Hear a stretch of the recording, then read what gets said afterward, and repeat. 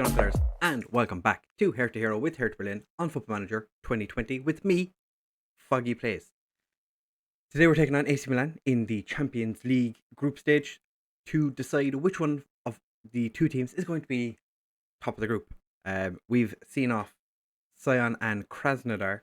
Even though we did draw with Sion in the last episode, we did have many suspensions. Form has been a little bit... It's been good, but it's also been disappointing because, as you can see, we have a defeat. Don't like defeats. It's not been something we've done that much this year. But since you were here last in the draw against Sion, we went and beat Wolfsburg 3-0, Graciar and Cutrone with the brace. Easy game. Easy clap. Then we lost to Borussia Dortmund, which... not great. Esposito and Caio Jorge both scoring for us. Unfortunately, Esposito missed a penalty, which, not ideal. Not ideal at all. Then we went beat Krasnodar 7-0 again. So Vinicius Jr. scored one, Cutrone got a brace, Lvly scored, and Caio Jorge got a brace as well. So Caio Jorge back in the goals. Get in. Happy days. Then Cologne 3-1, Vinicius Jr., Cutrone, and Harvey Elliott all getting goals. Harvey Elliott did pick up an injury, which was disappointing. He's still out injured. He's just coming back from it now. Not fit to play today, but he is coming back. David Selke, or the Sulker, as he's known on this channel, he is after scoring against, and that's disappointing. Then against Frankfurt, we won 2-0. Graciar and Lvly scoring. Eduardo Luis got himself sent off for a stupid two-footed lunge in the 91st minute for no apparent reason. Just decided he wanted to hack someone down, and he did. So as you can see, we are sitting 6 points atop the Bundesliga. Borussia Dortmund, the only team to have beaten us so far this year. They were the first team to beat us last year as well, if I'm not mistaken. So that's annoying, but we can rebuild. We can survive. We've done quite a bit of damage to Krasnodar this year. We scored 14 goals against them in 2 games. So poor Krasnodar are going into that final game against Sion with nothing to play for. Sion have nothing to play for either because they're both pretty much out of Europe. Well, Sion's going into the Europa League, which should be good for them. So this is how we're lining up for the AC Milan game today. We're changing tactic ever so slightly. We're going to our more sound defensively. Maybe. Not really. Kind of. We're going to play with a DM today. We have Bingham in goal, Alec and Garvidal as our wingbacks because, as I said, injuries and suspension. Well, it's just injuries this time. We also have Michael, who is away on a holiday recovering from being a little tired. Gentile and Delict are going to play as our centre-backs with... No, Delict needs to be on the other side. Gentile can play on the left. Bruno Chiron is going to play as our DM. Szoboszlai and Arne Meyer in central midfield. Cutrone and Vinicius Jr. as our wide men. Caio Jorge up front. Esposito, form's not been great recently, so he is going to sit on the bench. Caio Jorge has been scoring goals. Esposito, not so much. Cutrone has started playing more as a complete forward up front, and Harvey Elliott's been playing on the right, so Esposito has pretty much, unfortunately, fallen out of the team for the fact that he hasn't been able to score goals, and that is why we have him in the team, to score many of the goals. AC Milan are unbeaten in their last 10. Interesting indeed. Pick you. Szoboszlai, Arne Meyer, and Caio Jorge. Assertively, I have faith. Yes. They want Delict to pick up where he left off last time. I think Delict can pick up where he left off last time because Delict is a fantastic centre back, and I don't doubt his abilities for a moment. Johnson Fryer has also agreed to leave. He did reject 2 offers to go to England. I think it was Brighton and Burnley. Szoboszlai, Caio Jorge scores the rebound. Get in. Poor Szoboszlai is not going to get an assist for that, but what can you do? Johnson Fryer didn't accept the offers from Brighton and Burnley. I think that's who it was. I think it was Brighton and Burnley. Then 2 Chinese clubs came in for him. He rejected both of them, but he has accepted an offer now. I don't actually know who he's going to. Can't remember off the top of my brain. looking at the ins. He's going to Shanghai Shenhua for 34 million. So, made a bit of... I also put in an offer for Rodolfo Bays. Because I was looking at it. Rodolfo Bays, according to... which scout was it? A guy with 2020 reckons he'd be a really good player. So I was like, okay, we'll go to bring him back. He's pissed that he can't come back now. I wanted to pay 20 million for him. They said no. He has a 45 million pound release clause. So I'm just trying to sneakily get him to return and then shift him on again. Profit. I have been looking at a replacement if Kyle George or Esposito get stolen away from us. So we'll see if that happens in January, because the guy we have our eye on, he's a good one. Oh, he is a good one. So we are 1-up at halftime. Kyle George with the only goal so far. I'm going to say I'm not happy, because really we should be doing better. Catrone is having a poor game. I'm going to tell him I am not happy. One thing I have noticed is a lot of my players that have... I clicked the wrong button for Alec. One thing I've noticed is the players in my team that are playing against their old teams, not as OP as they used to be. You might remember that especially in FM19, anybody who's playing against their former club used to absolutely dominate the game. Not so much this year, I've noticed. So either they've made a change where players don't play well against old teams, or is it just that the players I'm playing aren't as good against the old teams as they used to be? Pinamonti, he was offside. Pinamonti was so far offside.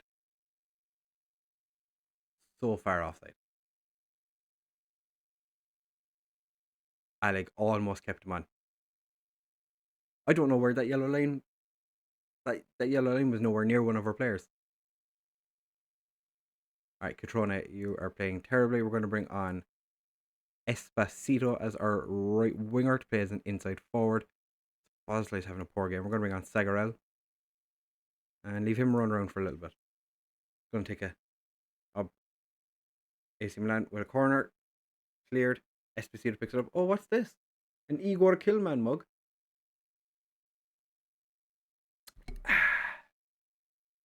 If you don't know who Igor Killman is, you need to go to twitch.tv/ClaytsFM and watch some of his streams. Igor Killman is the greatest striker of all time.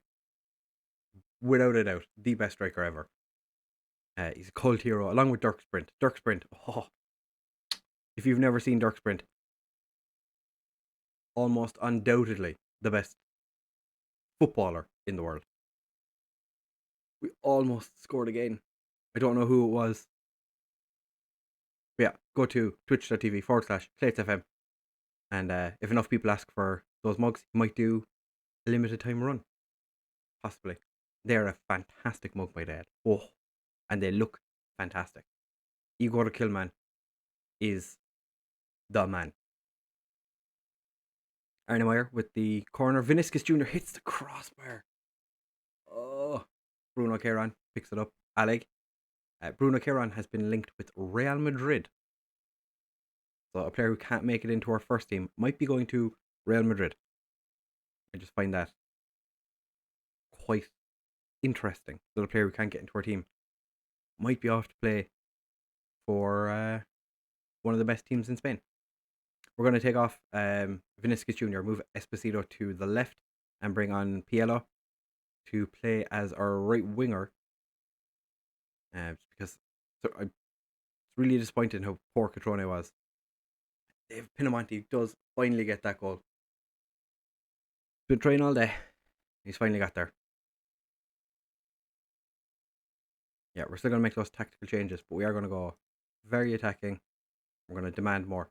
Garvidal, Sagarel, Arnemeyer. He puts it just wide.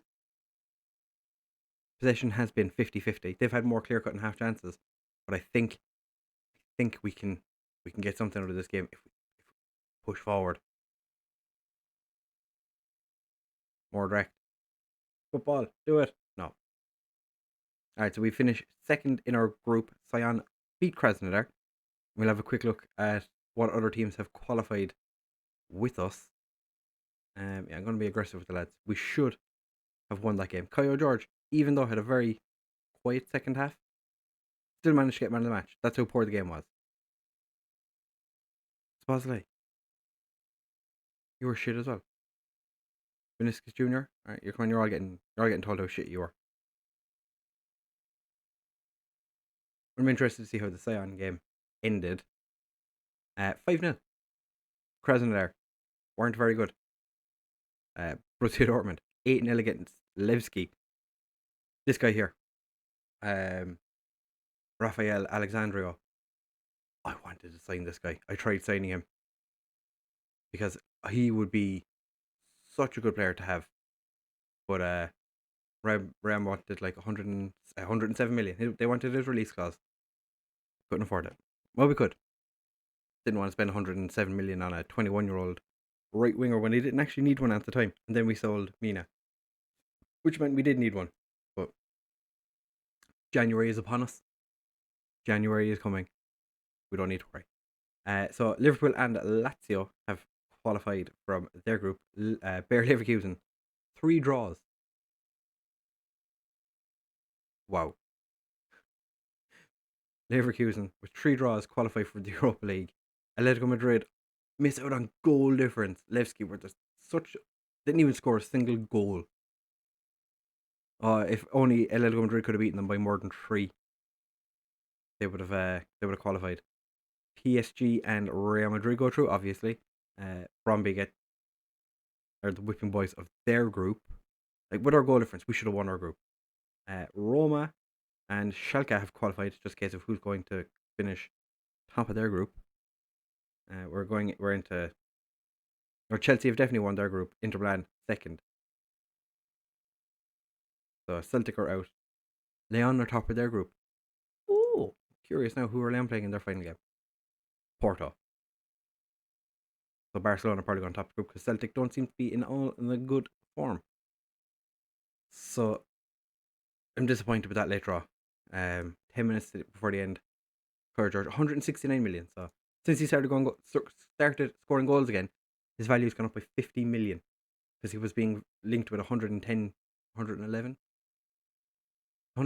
million transfer or something to Man United. Start scoring a couple of goals, yeah, not a bother. He's going to spend 170 million to watch Man United. What are we going to do for the next episode, I hear you ask? Well, my friends, we are going to come back